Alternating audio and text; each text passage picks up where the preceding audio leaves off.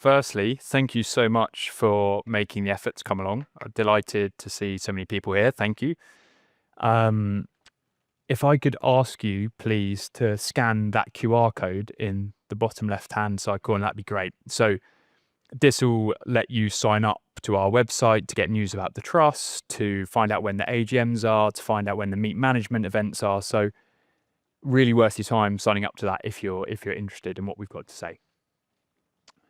So yeah, I'm going to talk to you today about reliable income and growth in what we think is an uncertain world. So the market environment is the first thing we're going to talk about. We think it's particularly uncertain today. You only have to look at the news with Trump and tariffs and geopolitical mayhem to get a sense for just how uncertain and volatile it is out there. This is a particularly challenging time to invest your money. So we're going to talk about that kind of high level macro. We're then going to talk about what we do about that as bottom up stock pickers, how we are actually trying to deliver that reliable income and growth with a couple of examples that hopefully bring it to life and make it a bit more enjoyable and exciting for everyone. And then finally, we're going to talk about how we are not your average global equity income fund. We think we're doing something very different. We're certainly very different to the peers and the benchmark. And we hope that that can provide our investors with a different and hopefully better return. So, firstly, uncertainty in today's market. As I've said, whether it's Trump and his tariffs, immigration laws in the US, whether it's geopolitical tension between China and America and Europe, it's a particularly uncertain time in the market. And you're seeing that come to life in the broad indexes. So this chart shows the number of S&P 500 index stocks outperforming the index over time. And why I think this is so interesting is that if you look at 2024, for example, 75% of stocks underperformed the index. Why was that?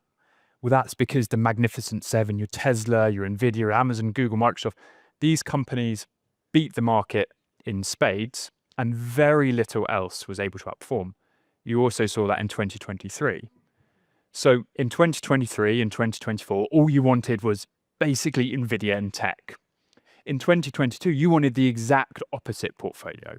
You wanted to have none of those stocks. You wanted to have oil and mining and staples. And you see that oscillating from COVID in 2020 more aggressively than it has done since 2010. So we think there's a sea change. There's something different going on in markets that is going to require a different approach. Owning large cap US quality tech stocks has been a fabulous strategy since 2010. And we're not saying that's necessarily going to change. We're just saying it might be worth broadening your perspectives as to what might be a good investment from here. And I love this chart because it shows each and every year since 2020, you've wanted a completely different portfolio. And that in our minds is why we think an all-weather approach of robust companies in a robustly constructed portfolio is absolutely crucial going forward. Now, we are going to kind of run through what we can actually do about this. I've told you there's lots of uncertainty, there's lots of volatility. What are we actually going to do with that information?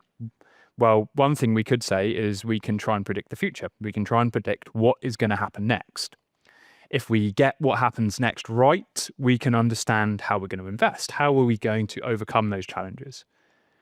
And then for income investors particularly, we can understand, well, how can we put those ideas together into a portfolio that is going to deliver you reliable income and crucially growth?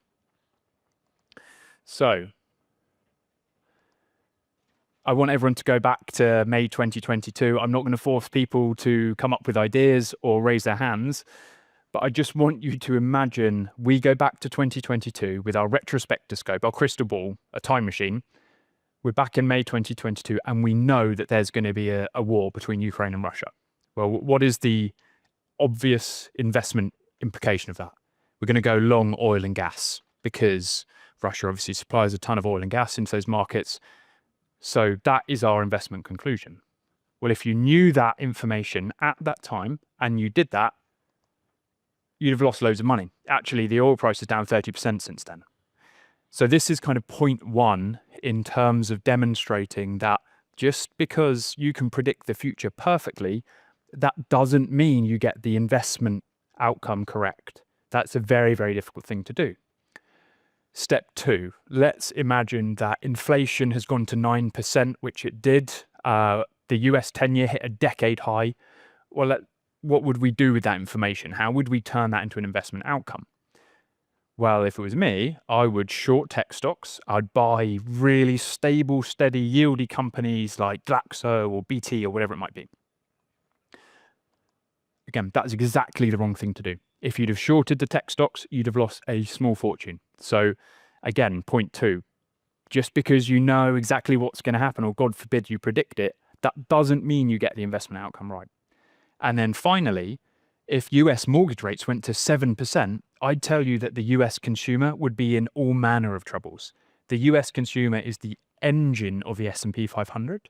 So we might say, let's short the S&P 500. That would be a great trade. Again, exactly the wrong thing to do. So what I want you to take away from this slide is that A, predicting the future is impossible. And B, even if we had a time machine, you can't invest for it anyway. So what do we do with that information? We select stocks. We focus on the bottom up. We focus on great companies that we think can swim against the tide and survive and thrive no matter what the investment landscape throws at us. And I'm going to give you some examples of exactly those kind of companies. So when we're looking for companies, we look for three key things. We spend every day looking for companies that tick these three key boxes: quality, cash flow, and price. When we talk about quality, what do we mean? Quality to us means an enduring franchise. It means a competitive advantage. This can be a great brand. This can be a low-cost producer position. This can be a fabulous technology advantage. This can be all manner of things.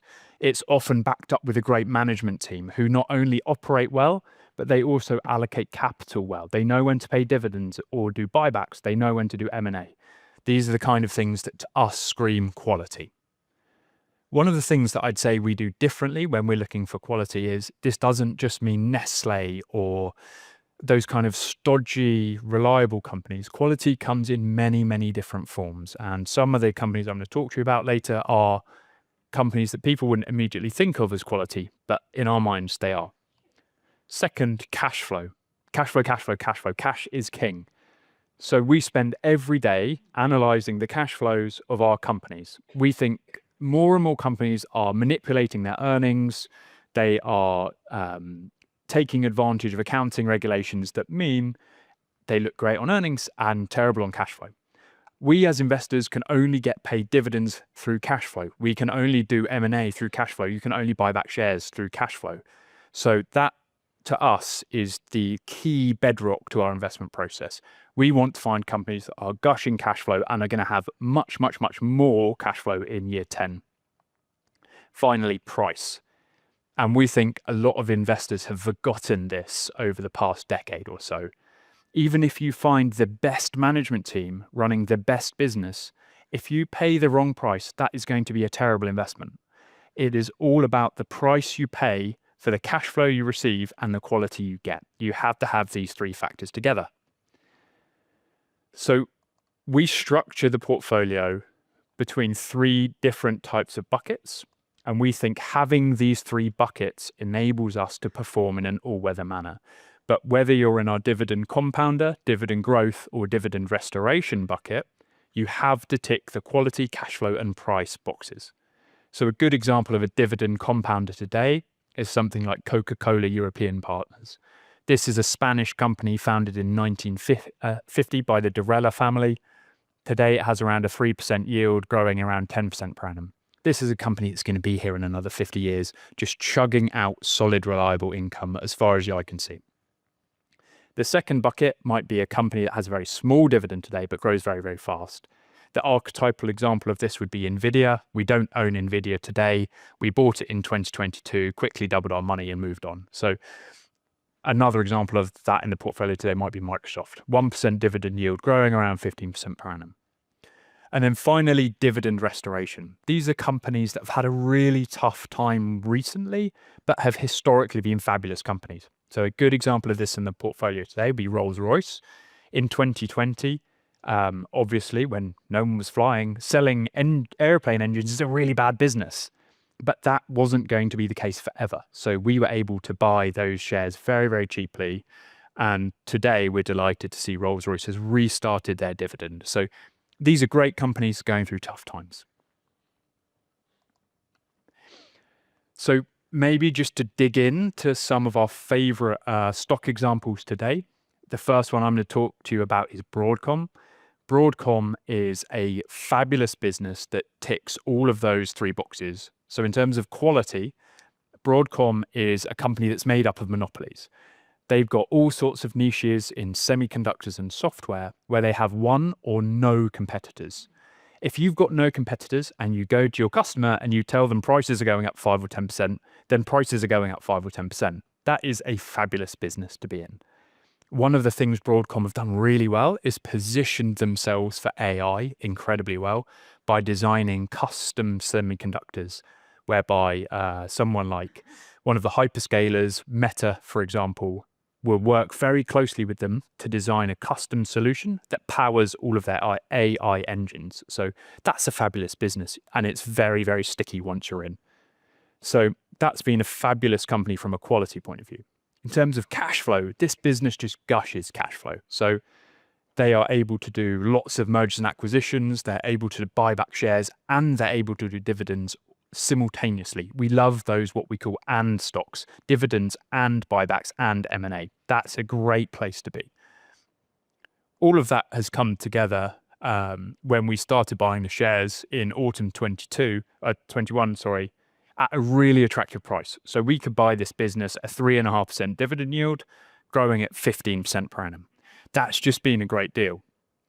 And we think the future is still super bright for this company.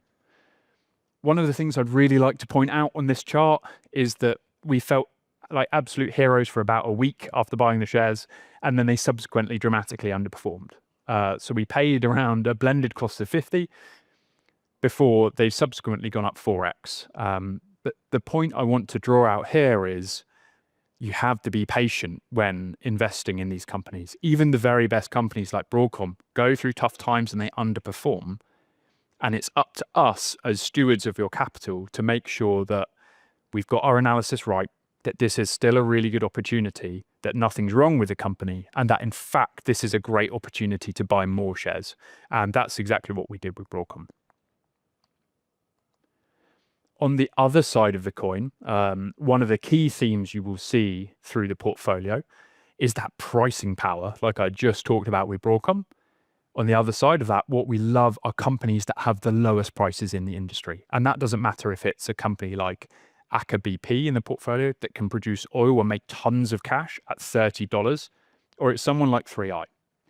So 3i is a private equity company that's London listed, but it really has very little in common with private equity. What it is effectively an investment trust.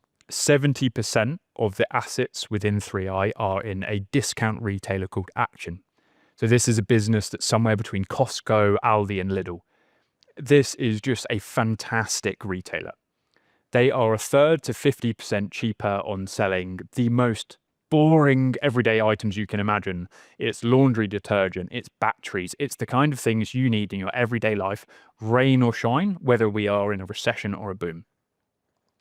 And what they do that's so special is they give all of the benefit of their growth back to you as customers. So every time they go and beat up Coke and Pepsi and say, well, we're not going to stock one of you if you don't take your prices down, the consumer benefits from that. And then every time they get bigger, Coke and Pepsi are more interested in dealing with them because they're driving so much volume. So this is one of those really, really rare businesses that gets stronger and stronger as it gets bigger. Also, if we take a step back and we imagine that we all went into a partnership here, we bought Action ourselves, every time they open a store, they get all of their cash back within a year. And then they get all of the cash from that store into perpetuity. That is just one of the most fabulous businesses on earth. And no one really talks about it because it's listed inside an investment trust. So we think that is a fabulous, high quality business that is the master of low price strategies. Perhaps the most exciting thing about Action today is they've got around 3,500 stores. We think they can do 10,000 throughout Europe. They're opening about 250, 300 a year. So this can take a very long time to get there. And they've just talked about opening up the US, which would add another 10,000 stores, decades of growth. And like I said, this business gets stronger as it gets bigger. We were able to buy the shares. So coming on to the price part of the equation, at around £9. Again, we felt like superheroes for about a year, and then we felt like absolute zeros through autumn 22. So this, again, is a lesson in terms of being patient. The best example of that for me, the owner of 3i, Simon Borrows, the CEO and chairman, he owns around 800 million sterling in this company. He bought, I think, something like $50 million in 2010. He is now getting a dividend that is 50% of that, 25 million a year. So just from the dividend alone, that is the epitome of the income and growth equation we're looking for. We want that yield to be hopefully a multiple of the cost by the end of its investment journey with us. So two hopefully really good examples that bring what we're trying to do to light, and most importantly, hammer home, we can't predict the macro. And even if we could, we can't invest on that basis, but we can figure out businesses and we can value what they're worth. So in terms of what we're doing differently relative to many of our competitors, so here we've plotted the over and underweights versus sector versus the top 15 dividend funds in the global equity income sector. And what you'll see is that we're dramatically underweight telecoms, we're dramatically underweight energy, we're dramatically underweight utilities. We think these are great sectors for income today, but they may not be the type of sectors that you want to own for income and growth, which we think is the best way to make returns over the long term. So we're actually finding many more ideas in healthcare, industrials, and technology, where we think we get a much better combination of income and growth and jam today and jam tomorrow. So we think we're doing something really different to most other equity income funds. One of the things we're trying to do as well is not be value or growth. We are trying to take what the market is telling us at face value from that chart I showed at the start, where you wanted a different portfolio every year, and even year to date in 2025, tech's been absolutely terrible, Europe's been fantastic. You wanted a completely different portfolio on January 1st to what you wanted on December 31st. So what we're trying to do is avoid bias within the portfolio and construct an all-weather basket of stocks. And this chart shows that we are neither value or growth, we're somewhere in the middle. We are reliant on our stock picking, not factors to drive returns. So as I said at the beginning, we're stock pickers, we're not macro guys, and we're delighted to see the evidence in this chart. What this chart shows is the dark blue line is the attribution of stock picking versus the market. So whether it's been in the UK or North America, whether it's been in financials or technology, we've been able to add value bottom up. So we hope that this is a good evidence point that come what may, whether the UK is leading or North America, or whether technology is doing well or financials, we can add value through our bottom up stock picking process. So pulling it all together, we've got a rigorous bottom-up stock picking process that focuses on quality, cash flow, and price. We think if we stick to that knitting, then we can deliver income and growth in an all-weather fashion. Patience, we have to be long-term. As I showed at the beginning, we've been hero, we've been zero. You have to make sure you get that business analysis right, and hopefully the stock will follow. And then finally, we're committed to learning from our mistakes. We think this is something we do differently to a lot of teams. We spend a huge amount of time reflecting on what has worked, what hasn't worked, and trying to get that process better and better and better.